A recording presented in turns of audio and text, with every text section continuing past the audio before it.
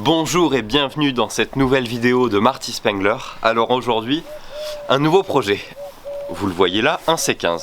Alors pourquoi pas, il y a une occasion qui s'est présentée. Donc là on va le ramener dans les Landes. Bon, il y a beaucoup de travail.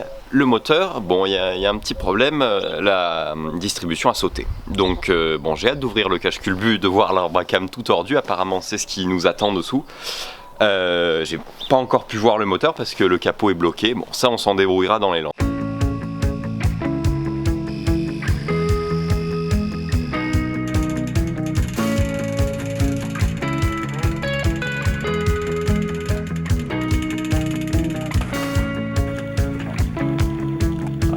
Bon, ben vous le voyez, partie 2 sur le C15, on l'a ramené à mi-misant et il y a quelques mois qui sont écoulés.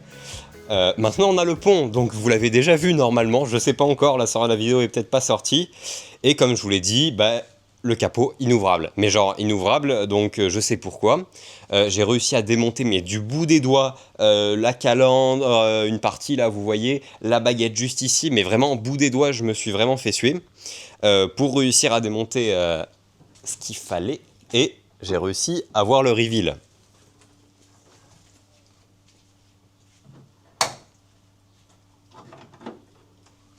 Et voilà.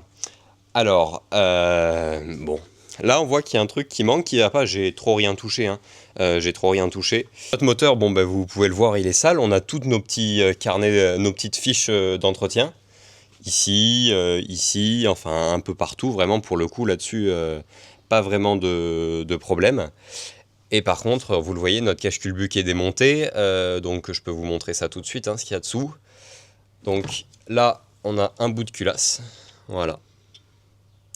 Alors là, c'est plutôt clair, hein. Et si on se décale un peu par ici, on a l'arbre à cam qui est fendu net. Donc quand la distribution a sauté, vraiment... ça a fait du mal, et à l'intérieur, bon, les pistons ont rencontré les soupapes, enfin ça doit être vraiment catastrophique. Donc vous voyez, je l'ai mis sur le pont pour un peu constater, bon, dans tous les cas il y a un moteur à changer, ça on s'en doute. Je vais pas m'amuser à le refaire, mais au moins j'ai tous mes périphériques, vraiment ce sera du monter-démonter. Là-dessus il n'y aura pas tant de problèmes je pense. Mais du coup, je suis là aujourd'hui sur le pont pour constater les autres choses qu'il y aura à faire. Le mettre dessous, prier pour qu'il n'y ait pas trop de rouille, parce que c'est tout l'intérêt du C15, avoir une caisse plutôt saine, et voir s'il y en a d'autres problèmes mécaniques en vue. Vous l'avez vu, la glace du feu ici est tombée.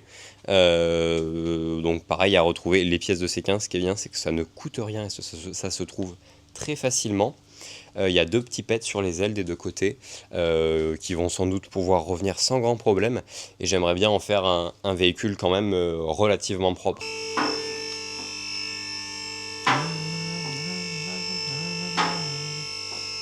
Le voilà levé, j'ai fait mes jeux et là un problème, waouh, lui il me fait peur, hein. On voit déjà que ce pneu est à une usure différente de l'autre. J'ai mes 4 soufflets de cardan à faire, ça bon classico-classique. Mais celui-là, là je soupçonne un défaut qui s'appelle un roulement. On voit clairement que c'est ça, mais alors je sais pas ce qui s'est passé, il est pas serré, il a éclaté, mais en tout cas ça roulait comme ça c'est sûr. Mais c'est vraiment, ça fait vraiment peur, hein. Donc ça a roulé comme ça, dangereux. Au moins la roue est toujours là, en espérant que c'est pas trop endommagé autour, notamment la fusée. En tout cas on a 4 soufflets de cardan à faire. Il est bien parce qu'il a sa tôle de protection dessous, ils ne l'ont pas tous, ou il y en a certaines qui ont été démontées. Si vous me suivez, bon, vous pouvez voir qu'il n'y a pas tant de fuite que ça. Après, il faut rester sur l'idée que c'est un véhicule qui n'a jamais été nettoyé, qui a fait des champs toute sa vie. C'est un véhicule d'agriculteur, ce qui est normal, c'est son usage principal, hein. Donc, on a quelques petits points de rouille. Là, vous voyez, je peux le gratter à l'angle, là. C'est pas percé, hein, vraiment, c'est pas percé, mais c'est à traiter rapidement. Ici aussi, j'en ai vu. Le côté là, faut faire un truc très rapidement. Mais ça me paraît pas percé. Je pense qu'il est bien gratté, bien nettoyé, reblacksonné. Ça pourra le faire, et beaucoup d'anti-rouille. Celui-là, c'est vraiment le pire qu'on ait sur la voiture. bien qu'on aura peut-être une solution pour le régler autre. Voilà, de ce côté c'est beaucoup mieux, étonnamment, hein. Ici il était au pied d'une gouttière et je pense que c'est ce qui a fait que des petites choses comme ça, où là c'est vraiment sous le Black Sun. Ben là je peux l'enlever avec vous là, voilà.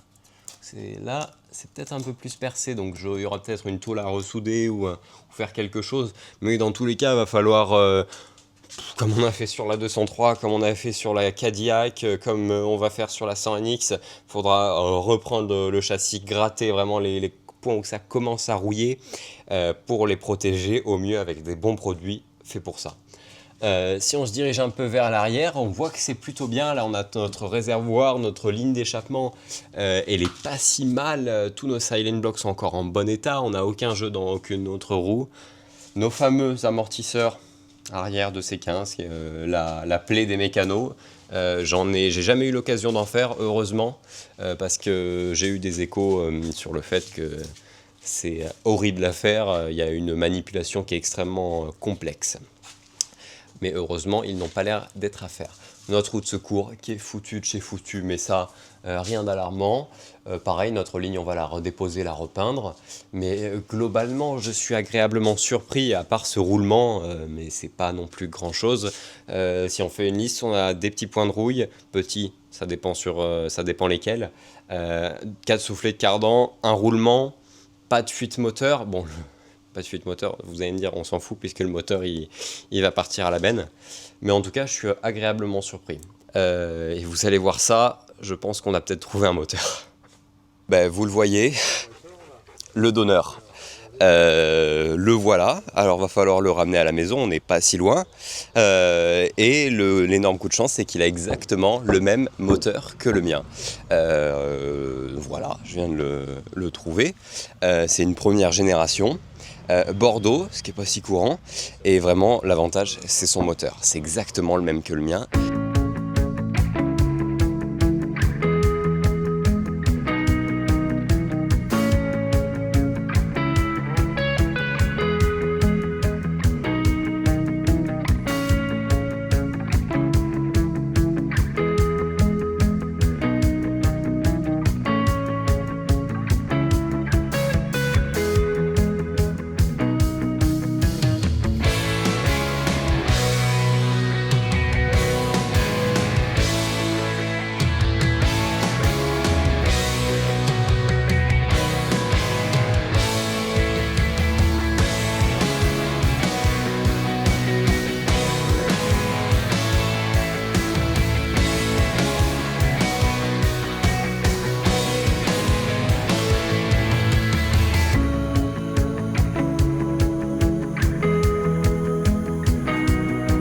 Et nous voilà au garage. Le trajet s'est relativement bien passé, barre de remorquage faite maison, elle nous sort de la merde à chaque fois. C'était pas loin, du coup même pas besoin de sortir la dépanneuse, vraiment le truc simplissime. Alors le pourquoi du comment, j'en ai pas trop parlé là-bas. J'ai acquis celui-là, le blanc. J'ai eu besoin d'un moteur et je me suis dit, tiens, si ça se trouve sur celui-là c'est le même, sans grand espoir. Et du coup, avec un ami, justement, en 2 chevaux fourgonnette, on s'arrête devant et on se dit, je dis, tiens, je reviens, je vais demander. J'arrive devant, pas de sonnette. Je me dis, je repasserai, je laisserai un mot. Et le monsieur arrive derrière moi et vous cherchez quelque chose. Oui, le C15. Je me suis rendu compte que je le connaissais. Et du coup, on est venu à discuter, aller voir le C15 une première fois. Le défaut de ce C15, c'est qu'il n'a pas de papier. Le monsieur a perdu les papiers, il n'a pas aucun papier. Donc pour lui, si je n'avais pas été là, ça aurait été sans doute la casse. Même que pour amener une voiture à la casse, il faut une carte grise. Enfin, c'est assez compliqué, là on est dans un petit flou juridique. Mais moi, dans tous les cas, je vais finir par le détruire malheureusement. Parce que je vais prendre le moteur. Pour moi, tout l'intérêt c'est le moteur et le remettre sur la route. Sans papier, ça va être vraiment compliqué. Étant donné que, pareil, en carrosserie, là, il a quand même un peu mangé. Il est assez sain, on va le voir ensemble, mais tout l'intérêt de ce C15, c'est ce moteur. Le voilà.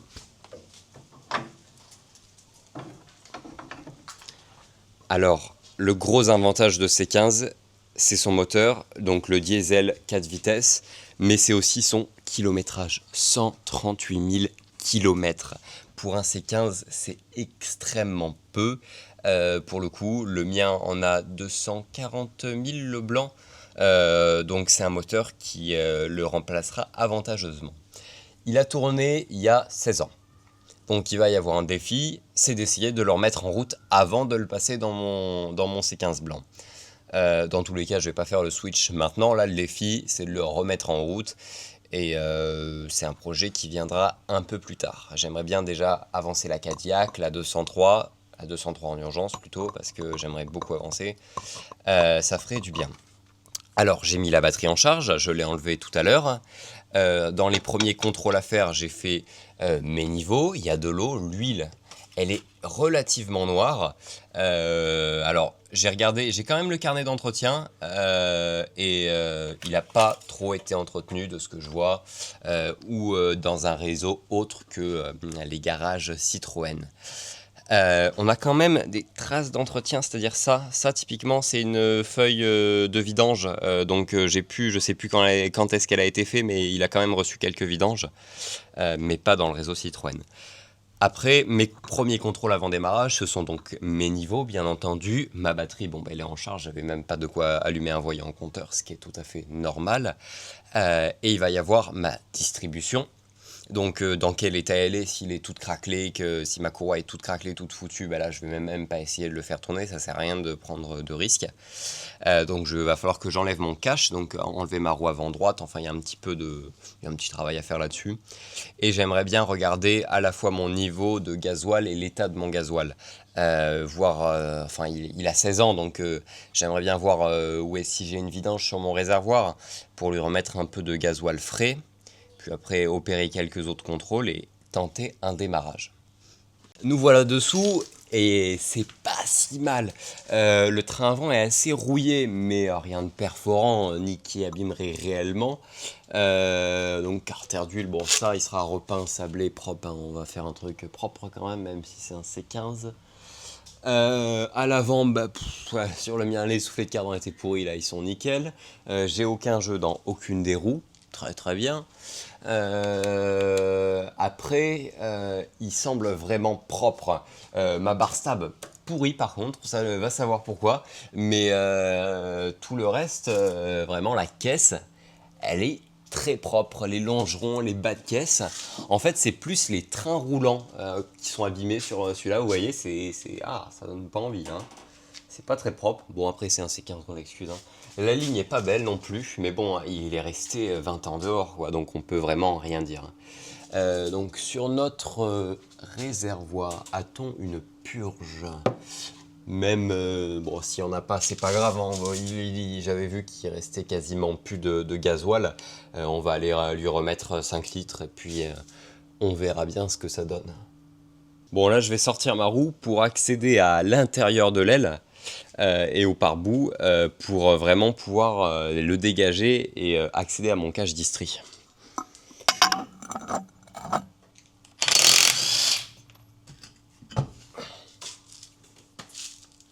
Alors là, c'est juste ici qu'il va falloir démonter tous ces petits clips pour accéder juste derrière à la poulie du vilebrequin.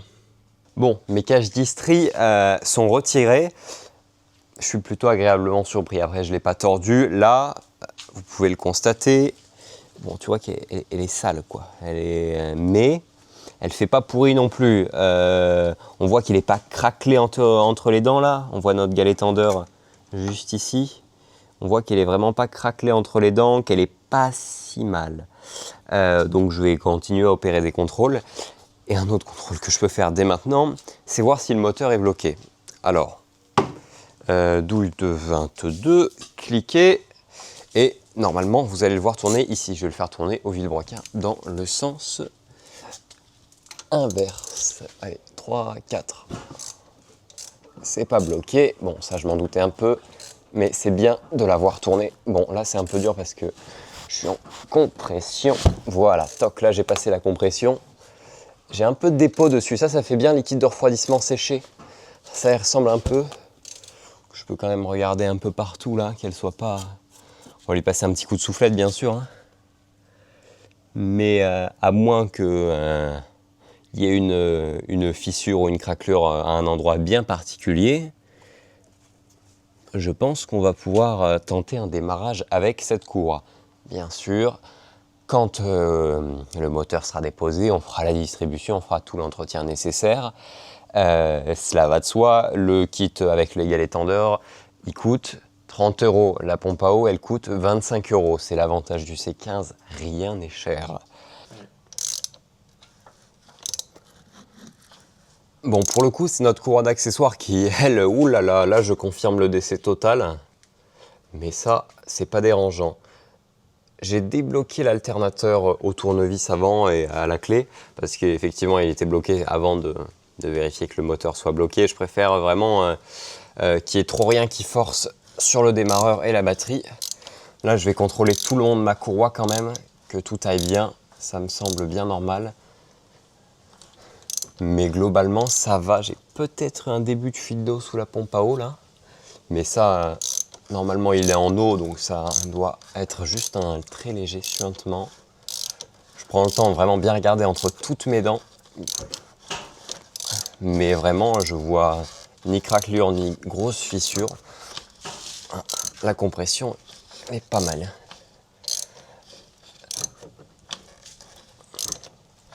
Bien sûr, on lui fera un test de compression un peu plus tard, afin de vraiment déterminer l'état de santé de ce moteur.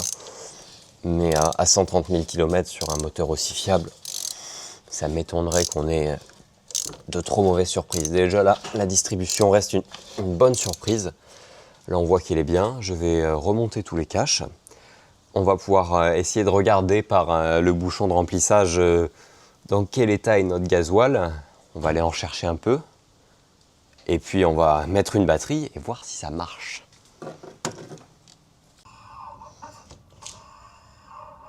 Bon, après avoir siphonné le reste à la poire de ce qu'il y avait, un petit fond, il n'y avait pas grand chose. Le dernier CT, je regardais, il est de 2007. En fait, il dormait dans la grange et le monsieur l'a redémarré il y a 16 ans pour le sortir de la grange. Et il démarrait à ce moment-là. Donc j'ai pompé ce fond-là. Là, je remets du gasoil propre, récent, qui va lui faire du bien. J'en mets pas énormément, il n'y a pas besoin d'en mettre beaucoup. Et puis on va voir ce que ça donne. La batterie, je pense qu'elle est foutue. Du coup, on va mettre j'ai une batterie qui était à peu près chargée, mais qui n'est pas très grosse. On va mettre une voiture avec des pinces pour essayer de l'amorcer un grand coup. Ça ne peut pas lui faire de mal. On a le contact, j'ai des voyants, j'ai mes bougies de préchauffage qui chauffent. Donc déjà, c'est un très bon signe. Ça veut dire que j'ai pas un problème au niveau du faisceau. Et puis on va voir ça. J'entends quand je fais une action démarreur, mon démarreur qui tourne très lentement. Je l'ai tapoté au marteau parce qu'au début il ne tournait pas du tout. Et du coup là on n'est pas trop mal pour le coup. Le chargeur de batterie est en mode boost.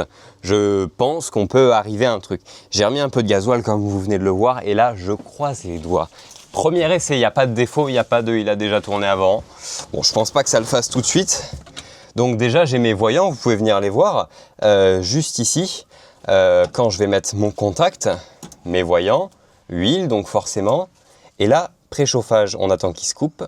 Toc, il s'est coupé. Là, on peut aller voir le moteur. Et on va prier. Ok. Allez, 3, 4.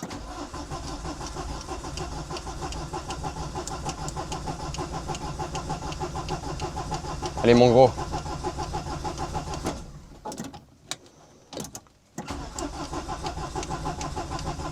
Allez.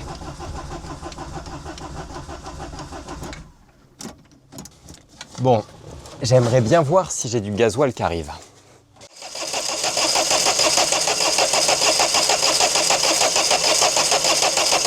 Stop.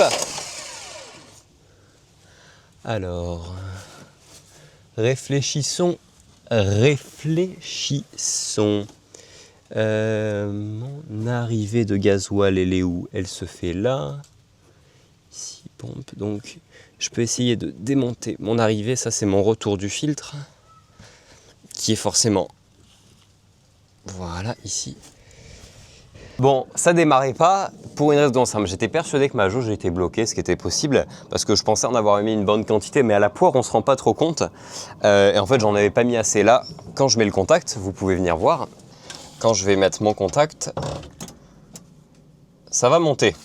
C'est monté tout à l'heure. Alors, faut la taper. C'est que c'est un C15, c'est normal après tout. Bon, maintenant, on peut réessayer de démarrer.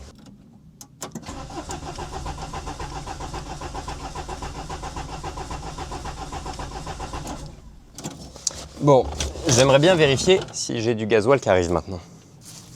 J'ai pas l'habitude des diesels et je les connais pas assez, c'est une certitude. Moi, quand il n'y a pas un carbu, je suis un peu hésitant. Et oui, ça c'était pour amorcer et je ne savais pas. Effectivement, je me dis tiens, je vois pas de poire. Et là, j'ai bien du gasoil qui arrive dans mon filtre. Vous voyez, il y en a. Donc, je sais pas trop jusqu'à où je l'amorce, mais j'estime qu'il y a du gasoil dans mon filtre, donc je vais laisser comme ça et je vais réessayer de démarrer.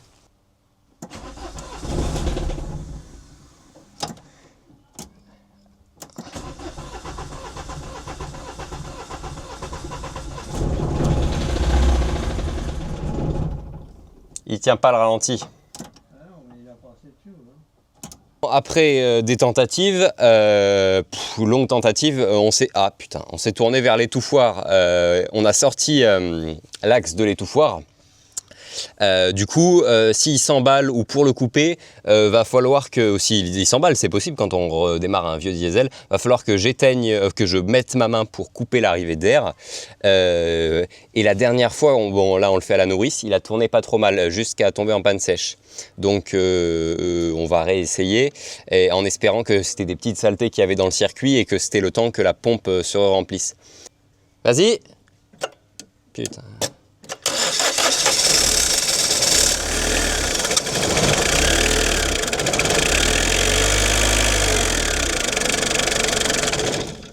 Donc là, c'était la panne sèche. Ça veut dire qu'on peut essayer de le remettre ici, au réservoir, et qu'on peut essayer d'avoir quelque chose. On va remettre l'étouffoir par souci de sécurité. Donc le voilà, l'étouffoir. Tu peux couper le contact? Donc là, j'ai remis l'axe de l'étouffoir. J'ai remis le petit ressort, j'ai passé un petit coup dedans.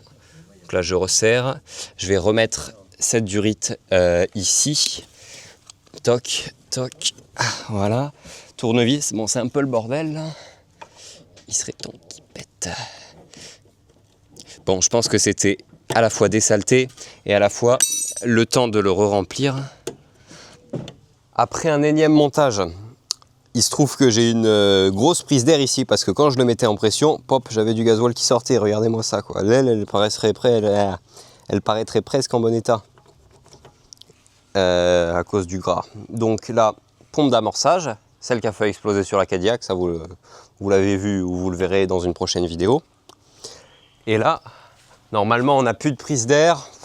J'ose espérer, ça fait un moment qu'il me fait tourner en bourrique là. Alors, on attend que la bougie de préchauffage soit chaude et on y va.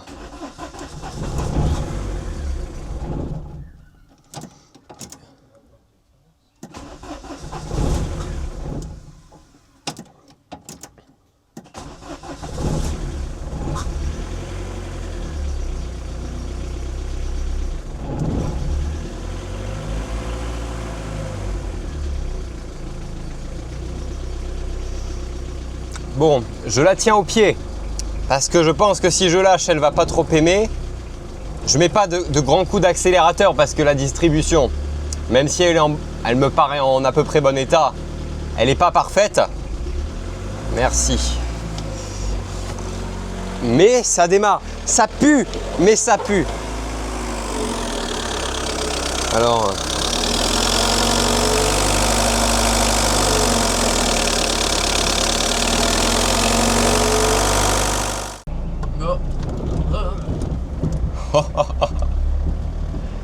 Attends, si je freine. Il y a des freins? Faut y aller au frein à main. Faut y aller au frein à main, bon ben. Il y a encore, il est très... Hop là. J'enlève le frein à main. Je gère le frein à main. Je vais à droite ou à gauche? À droite, à gauche. Vas-y, tu peux y aller.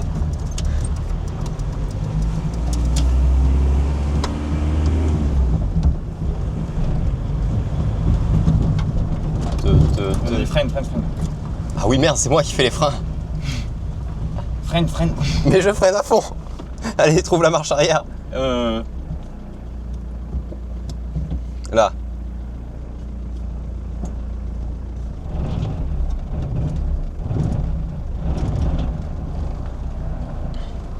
C'est trop chiant ce cache. Oui, je vais te mettre des riselants, je vais le casser, je vais faire un truc.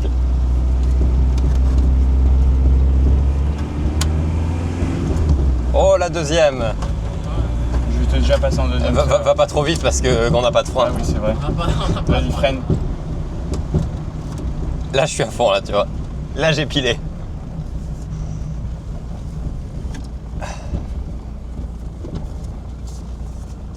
Freine. T'inquiète. Bon, en conclusion, vous l'avez vu, elle tourne. On n'arrive pas à la couper à la clé, ça doit être le capteur qui est foutu, ça c'est pas grave. On est arrivé, du liquide de partout par terre, vous le voyez.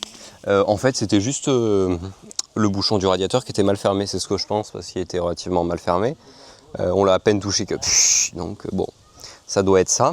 Et puis étonnamment ça tourne pas trop mal, elle tient le ralenti, ça embraye, ça freine, mais pas du tout, mais c'est pas un peu, il n'y a pas de frein, tu peux pomper sur la pédale, elle est au fond, donc obligé d'y aller à deux mains au frein à main, mais deux mains pour le coup au frein à main pour avoir un semblant de résultat. Mais au moins, je suis assez rassuré sur le fait qu'il y ait un moteur ici qui soit encore à peu près potable pour aller dans l'autre C15.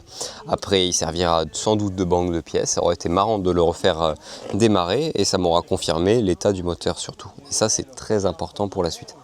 Bon, après l'avoir un peu fait tourner, chauffer et stocké du coup, il est rangé ici à côté de son autre homologue.